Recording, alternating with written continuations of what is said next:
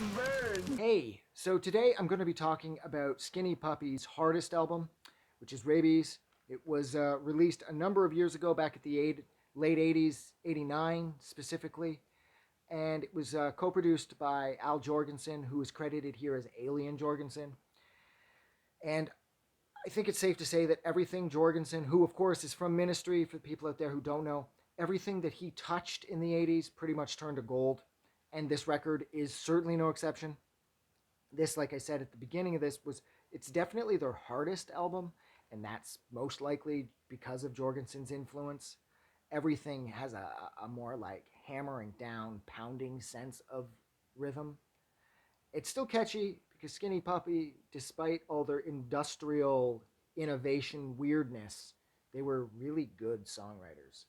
And that is still present on here.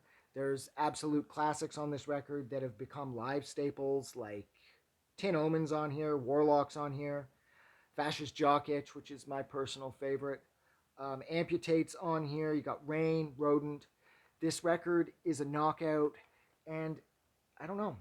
I just really like Skinny Puppy too. I've liked them since I was a little kid.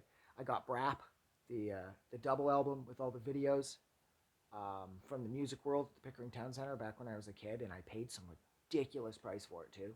But I didn't mind because I'd never really heard. I didn't know what industrial music was at that point, and that was my first full-on introduction. Because next, it would very quickly, like everybody else at that point, I would end up getting into the Nine Inch Nails. And then I had a real understanding of what industrial was and how without Skinny Puppy, there would be no Trent Reznor. And sometimes you find with these older bands who influence newer bands that you love, that their stuff is good, but it's not as good. Skinny Puppy stuff is just as good as the Nine Inch Nails. I will argue that Reznor does, especially now with his Oscar-winning era, where he's scoring films left, right, and center, and they're all amazing. Reznor had a lot in the tank, whereas I found that Skinny Puppy's later releases kind of fell off somewhat. Like, they had their moments, like Great or Wrong or the Right and Mythmaker, all the way up through their most recent record. I think they broke up again, and their last one would have been Weapon.